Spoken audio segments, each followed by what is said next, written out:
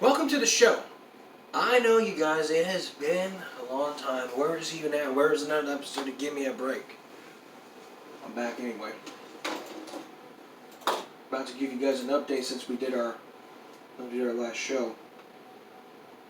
All about child pornography in our schools. Since the case of the bus driver and the teacher, who were both charged with having possession of child pornography. Now that case just, every day, cases like this just tears your skin up. Tears up your skin. I mean, you can't be just sending pictures of your man parts to a female. Especially if a minor does this. A minor man, a minor boy.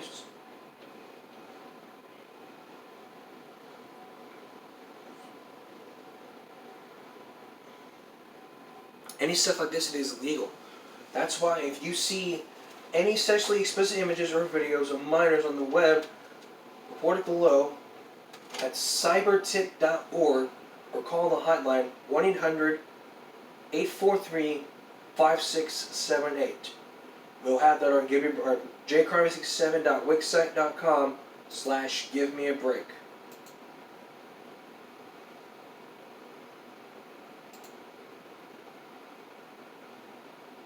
And it's a big issue in this country that all of a sudden here, I tell you guys, don't be saying stuff like this anymore because we don't need this figured out. We don't need a lot of this in our schools.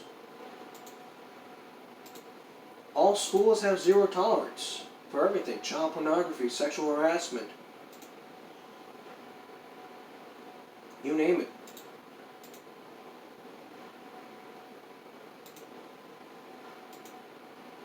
And there's just literally no excuse. No excuse.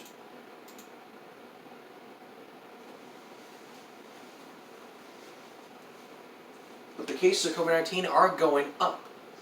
In this case, we're now up a lot of cases here.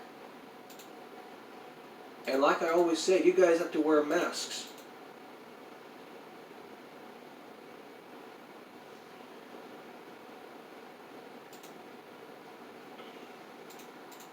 So that's what happens at this point. You guys need to wear a mask and stuff and make sure that you know what you're doing.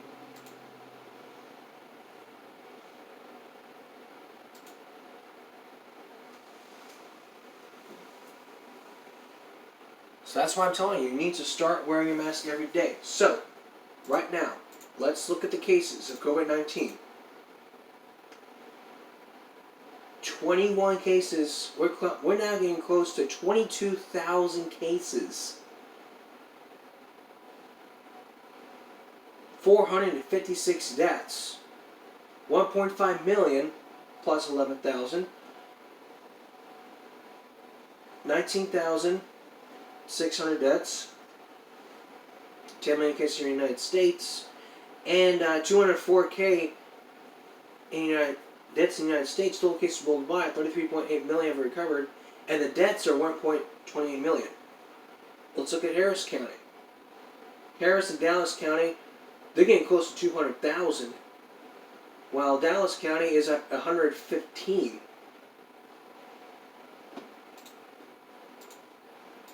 So what is the point about all this? Telling you about this? You need to make sure you know what you're doing. And right here, we're getting close to 70.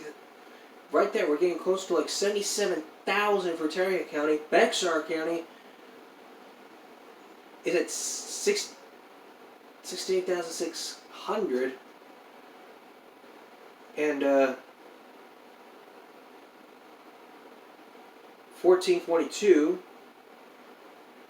896.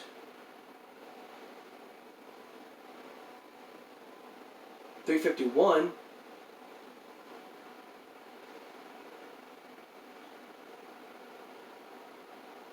2882. Look at this. No one cares about the virus. Every time you say wear a mask, you're like, I'm not worried about the virus. You need to start worrying about the virus every single day. That's why at stores and all the other places, they're mandating you start wearing masks every single day. We don't need this. Alright, coming up. If you fail at school, you will be mandated to do in-person learning. Meaning that if you fail your courses or fail attendance, you will be mandated to do in-person learning because you're failing. And then later, Parenting Break 101.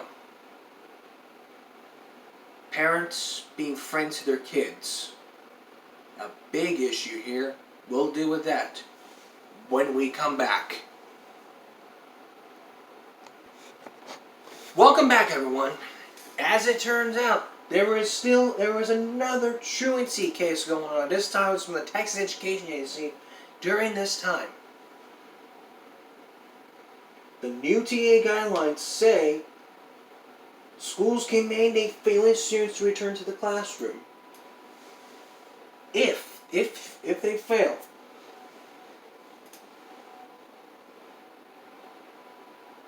And the TEA issued the guides last week following allowing school districts to stop offering virtual instruction to individual students with poor grades or attendance, if they deem it necessary. In the meantime, there are those who believe sending students back to amid the pandemic is not a good idea.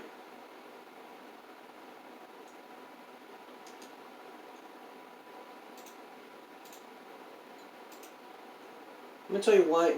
I think it's a good idea because it is going to lower the truancy rates and decrease juvenile delinquencies. And for those things it's not a good idea, I want to hear your reasons. Are we going to let COVID people who are not showing up to online learning rob a store? We're going to let that happen? We're not going to let that happen.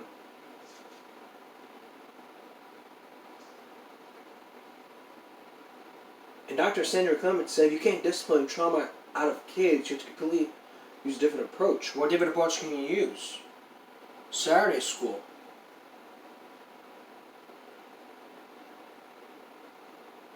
The reasons are as wide and varied as the students who make up the district.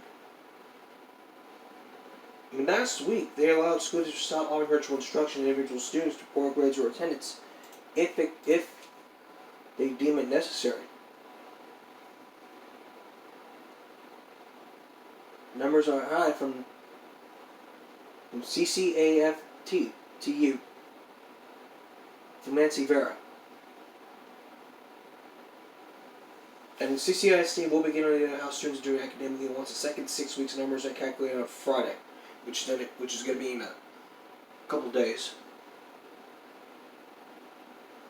Sending kids back into the classroom for that reason isn't enough reason to put the teachers at risk of contact with the virus. It's not clear. But now the CCISD and the teachers unions say being extra cautious during this pandemic is first and foremost, the teachers and unions. Now, let's look at this really carefully. If there are children out there, the kids out there are not even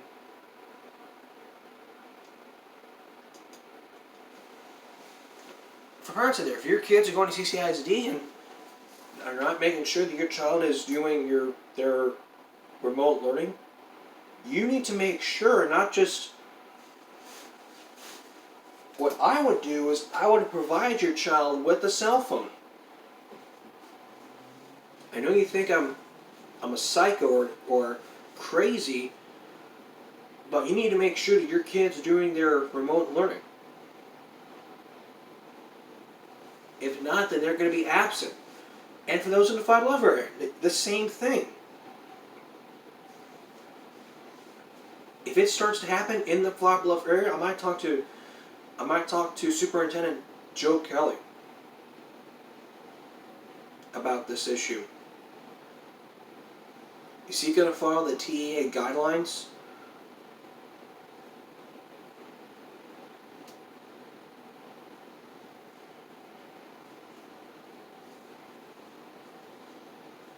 And start mandating that all children go to remote learning if they fail?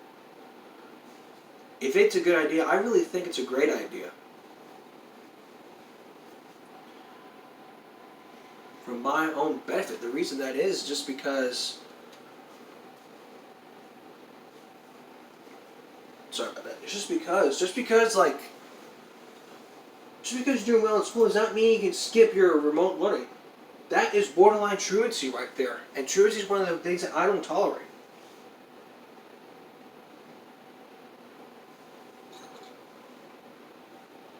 Like, I know it's all about the money. Yes, it's all about the money.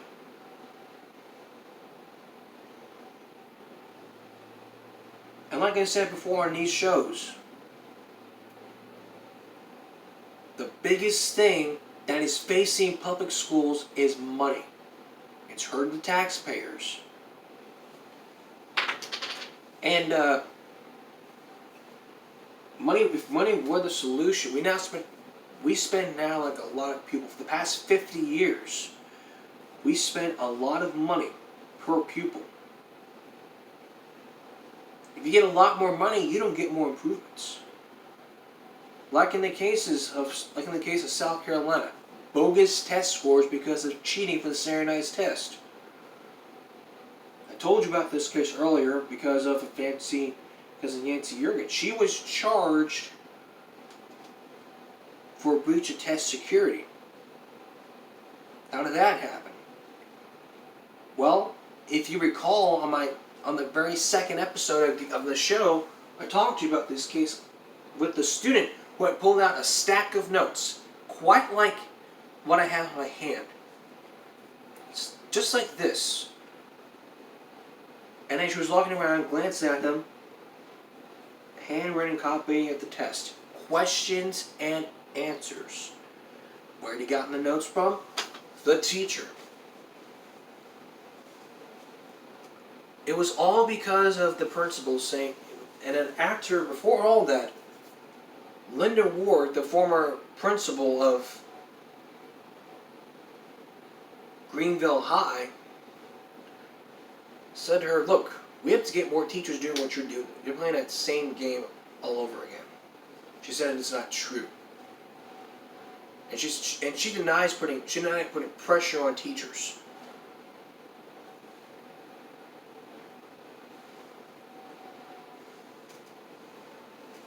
But let me tell you, that case went public. Catherine Wrights blew that whistle. And Nancy says she did not tell the superintendent. The superintendent said, if I thought your principal knew about this, she would be in as much trouble as you're in. And then Ward was like, well, we can just put this on, I'll resign you. And then she was like, nope, I'm taking you to court.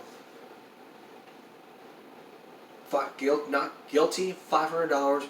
Her teacher certificate was withdrawn. The state accused her of cheating for money, $5,000 in bonuses. She said she was trying to help the poor kids, the black kids.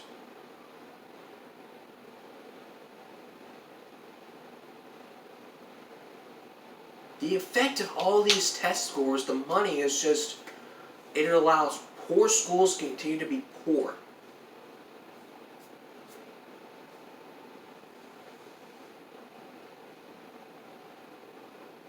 Like what I heard is Flag Bluff has the lowest tax rate. We have to raise the taxes.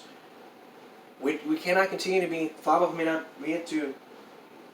need to have Flag Bluff be the richest school. We can't allow it to be poor. Can't allow that. Can't allow that to happen. And it won't happen. Basically.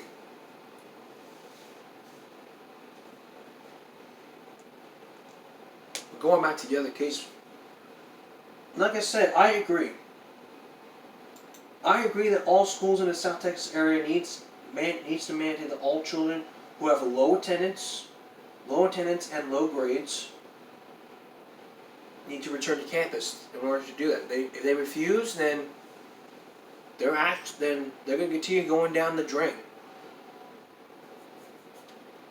The attendance rates are going to go low, the truancy rates are going to go up, and the juvenile delinquencies are going to go up. Well, I'll give you, and between the remote learning thing and the in-person learning, a little bit later, I'm going to tell you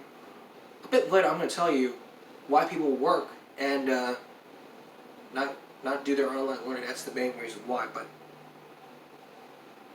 coming up, the latest story on the FBI raiding in a Corpus Christi, in a construction company school board member's home. We'll give you the very latest since this aired after this. Just yesterday, FBI investigators were seen hauling boxes of files from two separate locations in Corpus Christi. They have not shed light on the focus of the investigation, but Channel 3 can confirm that the federal agents conducted raids at the Fulton Coastal Construction Company located on the 11th block of 2nd Street and at the rest of the 2800 block of Denver Avenue belonging to the Corpus Christi Independent CCISD board member John Longoria. What we know so far, what can we tell you? Federal agents were spotted by Channel 3 bringing boxes up on the 2nd Street. Federal construction companies being the contractor of several Corpus Christi buildings according to their website. They include Waterbury Field, the Federal Courthouse, the Bayfront Hotel, American Bank Center Arena, and the Corpus Christi International Airport Terminal. The investigators were also arrested CCISD board member John Longoria in the block of Denver Avenue.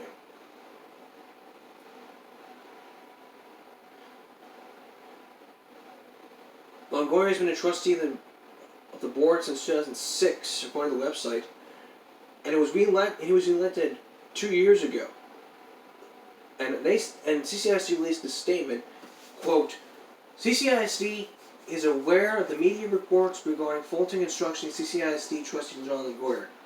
The district has not been contacted by law enforcement. CCISD learned the reports along with the general public. We are seeking additional information. We'll provide any updates with the district operations. Meanwhile, we remain focused on supporting our students stabbed during the COVID-19 pandemic. We thank our community for continuing encouragement during this challenging time. Before becoming a CCISD board member, he served as city council member from 1995 until 2003.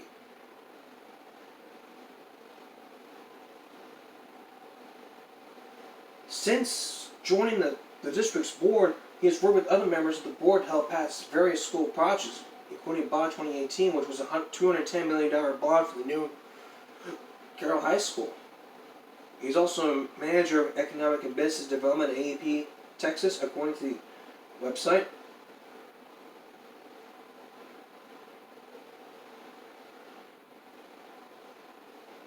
And they released a statement regarding their history involved in the FBI investigation,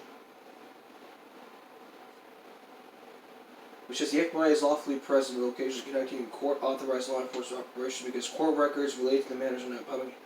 No additional information can be provided at this time. But the FBI remained silent on the two raids on Tuesday.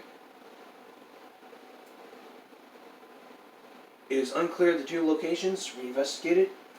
3 News will keep you updated as more information becomes available, and I will continue to give you more updates as this show progresses.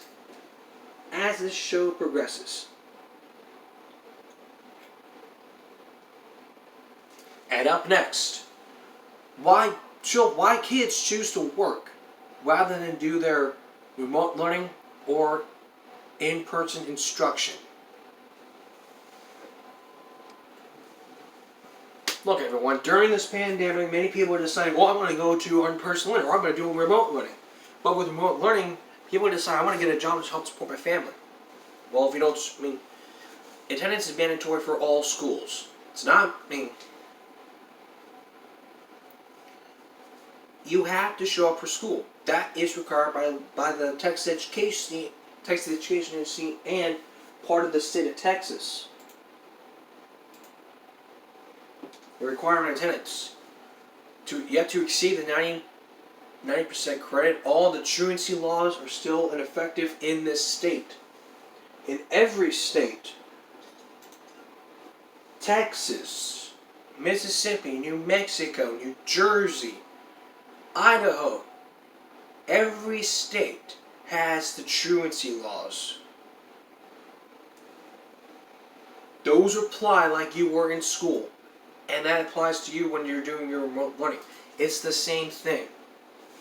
So you want to get a job, you still need to do your remote learning. Just do it when you're on your lunch break. If it's a half hour, that's fine. If it's a full hour, that's okay. But if you don't complete your assignment, that's what's going to happen. Like I told you before, you're going to be absent, and if you miss the classes, you're literally marked absent. Make sure that your child just goes to your school a lot, and just work less hours. Work part-time like I always do. 4 hours a day, 4 days a week. See, me telling you about this? That's why I can work part-time, so that you can still go to school. But do not work late hours. Because if you do, you're going to lose a lot of sleep, and if you sleep in class, it's a big deal. Very big deal. And all schools will not tolerate about the truancy business.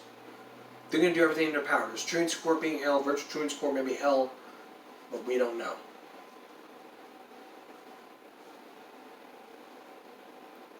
We don't know what's going to happen. I'll be back in a moment.